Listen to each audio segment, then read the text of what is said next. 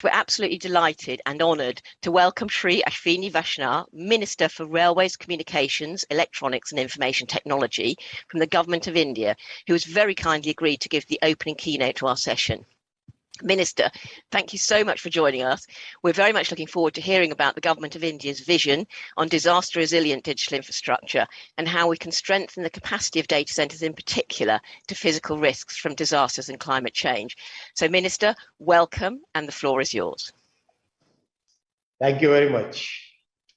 Esteemed dignitaries, guests from partner countries representing national disaster risk management agencies, participants from the UN agencies, World Bank, academia, research institutions, think tanks, ladies and gentlemen present here and those who are attending virtually, I wish you all a very warm welcome to this session.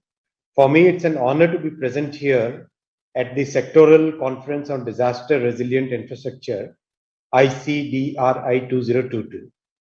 We are aware that all over the world, climate change is a very big phenomenon. And especially in the developing countries, the disruptions can be very, very expensive, very costly. When infrastructure fails, it undermines businesses, it undermines job creation, the delivery of public services, and everybody is affected.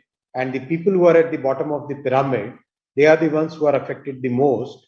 So that's why it's even more important for us in the developing countries and to make sure that the people at the bottom continue to get the services despite any climate change adverse impact. Some estimates, especially by the World Bank, I'm told, have estimated that disruption to infrastructure costs the low and middle income countries in the order of about 380 to 390 billion US dollars a year. That's a huge amount. That's a humongous amount. That much amount, if it is put in creating more infrastructure, it can bring transformational changes in people's lives. And the recent pandemic, that has also shown that we have to rethink our strategies, we have to rethink our organizations and make sure that the infrastructure that is getting created is disaster resilient. It is addressing the climate change challenges that we are all facing. Under the leadership of Prime Minister Modi ji, India has witnessed a huge exponential increase in data usage, in internet coverage, in public digital platforms, in delivery of public services through digital means. It's a total transformational change. I'm sure all of you are aware of the UPI, the Unified Payment Interface.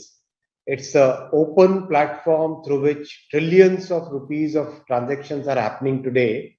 And a person who is not even school educated, high school educated, even that person is able to use the digital platform in a very seamless manner. The story unfolds into various sectors, whether it is healthcare, whether it is education, whether it is agriculture, it is logistics, transportation. Each and every sector is witnessing a digital transformation. Under these circumstances, when the data-driven economy is taking a primary role in our overall economy and in the lives of each and every citizen, it becomes very, very imperative that we look at disaster resilient infrastructure in a very big way. My request to the participants is that please give your suggestions and we would be very open to listening and taking the suggestions and then implementing those. Please, if you can, try to give specific suggestions on 4 pillars. The first pillar is organizational front. What are the changes that we need to make our organizations, change our organizations, make them more tuned towards disaster resilient designs? Second is on the technical sides. There are various technologies which are available today, which can help the infrastructure to be disaster resilient. For example, the way redundancies are done, the way local cache is available. So that kind of technologies, if we can improve more, so please give your suggestions around that. Third is about the process related changes. Please share your experience about processes which can be reformed, which can be amended so that the infrastructure becomes more disaster resilient. Fourth is about the awareness. If the awareness increases, people start in each and every aspect, whether it is a password, keeping a good password, to switching off the power at the right time and making sure that the basic hygiene is always cared for. If we consider these awareness factors, then it can become a very important tool in the journey towards creating a very disaster resilient infrastructure. I thank you all for having me in this conference, and I look forward to listening to your suggestions and look forward to implementing those in the policy front. So once again, wishing you all a very good conference. Thank you.